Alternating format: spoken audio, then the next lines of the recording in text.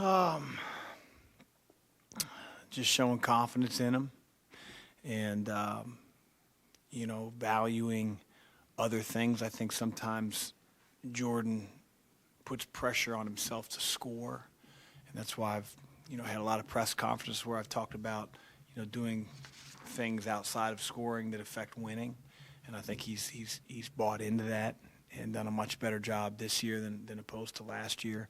But ultimately, those expectations, I think the way you relieve that is just putting in the work, putting in the work in the gym and trusting your own ability.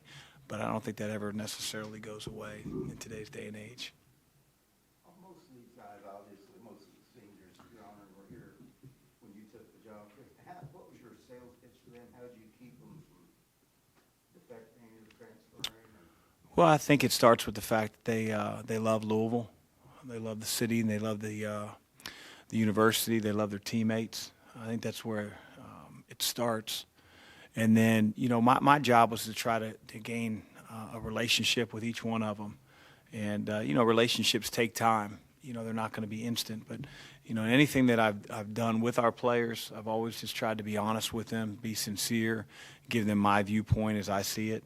And, I think from day one we've talked about as a coaching staff, they're our guys. This isn't wait until, we get our type of players in. I want to be able to push them and be able to have important and meaningful seasons in their career, and they've been great. Did they help you in any way? Some of them were here before you were, or these older guys. Did they help you kind of get set here when you came? Sure, they were coachable from day one. I never felt like I was coaching a group that had sort of one eye on me, like what is he about? I didn't feel anything other than coach, just tell us what to do and we're going to do it. And we have some great people in our program, and our seniors have been terrific every step of the way. Chris, has Dwayne been the perfect embodiment of what you want this program to be? Yeah, except he doesn't talk a whole lot. I really want our guys to be able to communicate on the floor, and so I've been hard on Wayne in certain instances, but yeah, on and off the floor, he's a terrific teammate. You guys know what he brings to the table every single game night. I mean, he's the hardest playing guy on the floor. He makes big plays. He doesn't seek credit. He isn't a malcontent. He doesn't get shots.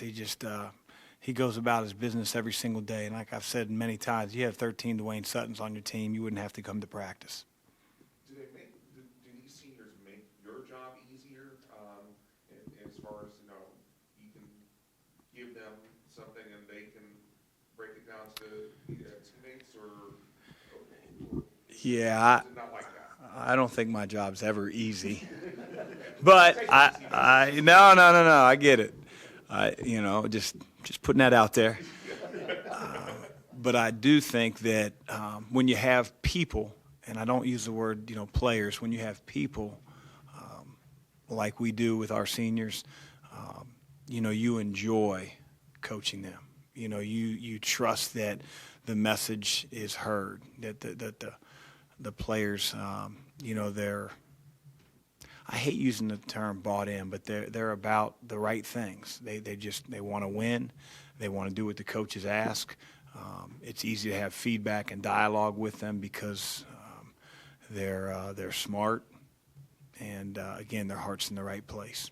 Are there things that they can take care of that you can trust them with? Yeah, sure. If you have really high character people in your locker room, they can take care of minor issues that don't become major issues. Again, I think when you look at guys like Dwayne and Ryan, Ryan, for instance, goes out of the starting lineup, never turned up his nose, never came to practice not going as hard, didn't want to have 3 or 4 meetings with Coach Mack. He's just a good dude. He's a good person. He understands the team comes first. And, it's not just Ryan. We have that with, every single guy on the team. But when your seniors are like that, when your oldest players are like that, it sort of keeps everybody else, in the same frame of mind. Chris, when Ryan came here, he was the shooter that Kyle recommended, and he's turned into a pretty good all-around player. When you got him, I mean, did you know a lot before you got him, and how different is he now? I mean, you know a little bit. I watched a few games, but you don't really know until you get around people every single day what they're all about. From a basketball standpoint, as you guys know, I was talking to Brad Brownell about some other things, and he was talking about the freshman that he has, Hemingway, and they talked about like getting a guy like Ryan McMahon. And I told him at times I know the other team feels like it's 4-on-4 because you can't leave him. You can put him anywhere on the floor, and the other 8 guys can play their game if you help off in any way, shape, or form. Like that's 3 points. So I know he hasn't always made every single one, but for knowing what he can do and being circled in the scouting report for doing just that, he still gets them off and makes a lot of them. So. And again, the people part of Ryan is better than the shooter.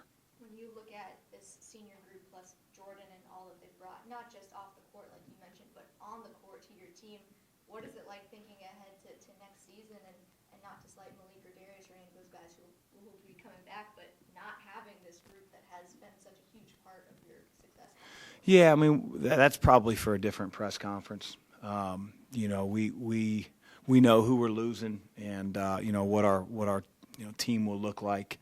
We have those staff meetings all the time, but this is more, to me, Danielle, with all due respect to the question, this is more about those guys, and we'll talk about what our team looks like without them. But I do know that for Team 106, they bring so much to the table, both on and off the floor. I think they're going to go out the right way. They've done everything their coaching staff has asked. They're better people than they are players, and they're pretty daggone good players. What's their relationship like with some of those younger guys? Are they learning from them? Yeah, I mean, I think so. I mean, they set the tone every single day for practice. Friendships, you probably have to ask those guys, who they're closest to and things of that nature. But how can you not respect, the guys that have been here 3 and 4 years and have won games, have been part of really good teams, and go about their business both on and off the floor the right way every single day. Chris, how's Malik coming along? He's coming. It's day to day. He's not practicing yet, so anything that we put out there is purely speculative. We got to get the swelling to go down and the pain to go down as much as we possibly can, knowing that when he comes back, he won't be 100%, but no one usually is this time of year. So we want Malik for the long haul, and if he can play Sunday, I know he will, but I don't know that yet.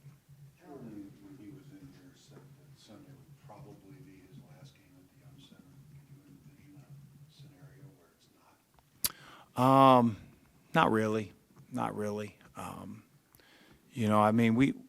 Jordan and I and his family had a lot of talks, during last summer, and that was just sort of the understanding. It's why we're honoring him, at senior day. He is going to graduate, I just no. I mean, I could make a funny joke and him coming back, but yeah, I appreciate that. With Malik possibly out, how many minutes can you realistically expect out of Stephen? Well, large part of that is foul trouble and how fast the game's going. I mean, I think that Stephen could play 25 minutes. I don't think that would be an issue. Again, foul trouble withstanding. We can play Dwayne at the 5. I intend to use Quinn a little bit. He's done a great job all year. So if that's the case and Malik can't go, that's sort of what it would look like. And we're looking at that all during the week this week since Malik hasn't been practicing.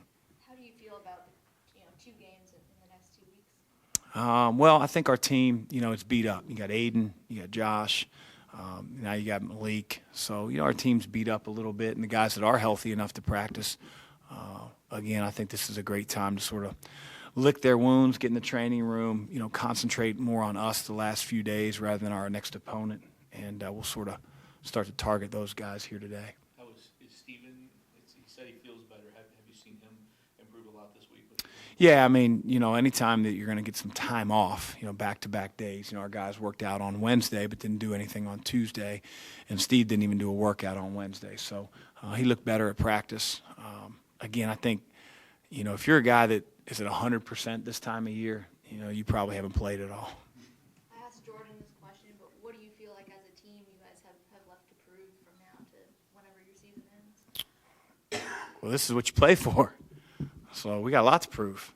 This is what you play for. You play for a regular season championship. Obviously, we need help. I know that there are different opinions on conference tournaments and what they mean and whatnot, but that doesn't mean that the people in that locker room don't want to hang a banner and win a conference tournament championship. And then hopefully we're fortunate enough to play in the NCAA tournament, and we want to win the whole thing. But, we got to continue to get better and get healthier. And, there's a lot to prove. You said that you need help, which is obvious. So have you, I guess you've looked at who Duke and Florida State have left on this team? Yeah, but it doesn't matter. I mean, but I've looked at it, yes. Well, it matters in that you need help. Right. Yeah, but it doesn't matter if I looked at it or not. We still need help. It seems like there's a lot of parity this year in college basketball. With that in mind, does seeding matter as much? I mean, is there much of a difference between a 2 and 3 seed this year? Maybe not. I think that, the tournament, it's always, I've always felt like matchups play a big part of it. And I don't think that's going to change, no matter what your number is. So, again, I think that this year has proven that, a lot of teams have gone down, us being one of them. But, there have also been some teams that have strung together a lot of wins, too. So it'll be interesting. But I think the tournament always is. There's never a Superman. Anything else for Coach? Thanks.